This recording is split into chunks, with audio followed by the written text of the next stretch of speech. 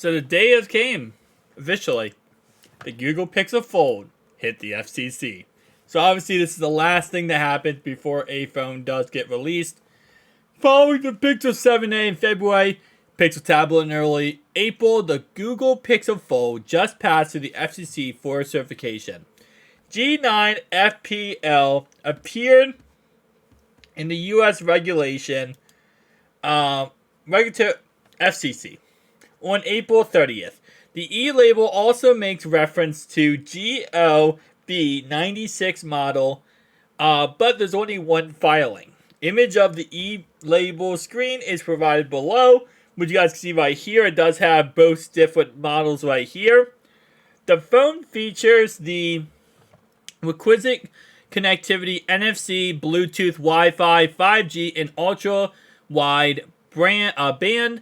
Given that Google has only placed the ultra-wide band on the Pro line of phones, as well as the upcoming Pixel tablet, it suggests that the Pixel Fold is being positioned as a premium device, which is more than reaffirmed by the rumored $1,700 price tag.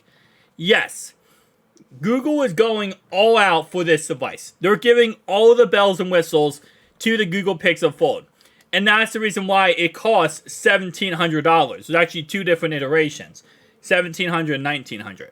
And the reason why is because they're giving it every single feature you could possibly ask for in a foldable cell phone. Like the 7 Pro, it appears that the Pixel Fold is opting for the same dual antennas approach for Bluetooth, which Google previously said offers enhanced quality and connections. With the FCC appearance, the Pixel Fold is one step closer to launch.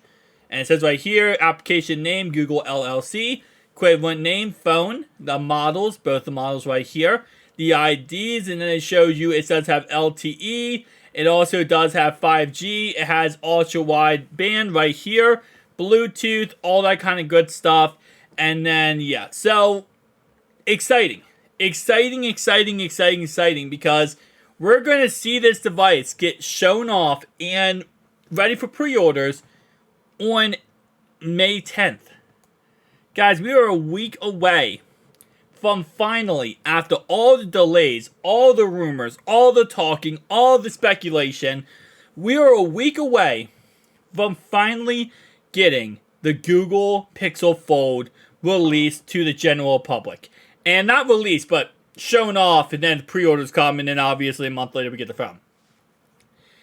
This is exciting. It really is exciting. And, you know, listen, the $1,700 price tag is nothing to just kind of look at and say, oh, that's nothing. The price tag is concerning, right? Obviously, it's expensive. But keep in mind, it's getting all the premium features of the Google Pixel lineup, right? That's number one. Number two, if you pre-order it, you also get a free Google Pixel Watch 2, which is an equivalent value of $300. You also, of course, there will be trade-in values too. You can trade in different devices to get the price down even more.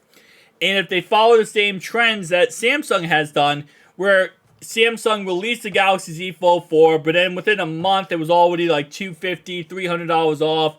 Then a month after that it was even more money off. It's very possible that they do the same philosophy, where they just sought to slowly discount the price of this device over and over and over again, and then eventually we see this device, you know, $1,500 by the start of next year, right? It's very possible they do something like that.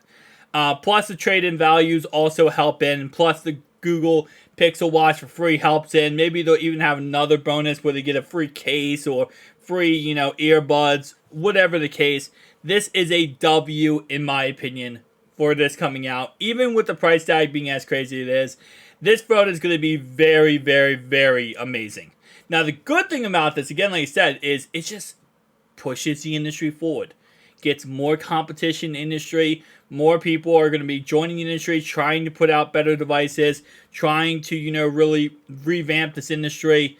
This, at the end of the day, is going to be the biggest W we get all year long for affordable phones. Yes, we'll have the Galaxy Z Fold 5 come out. Yes, we'll have Oppo come out with something.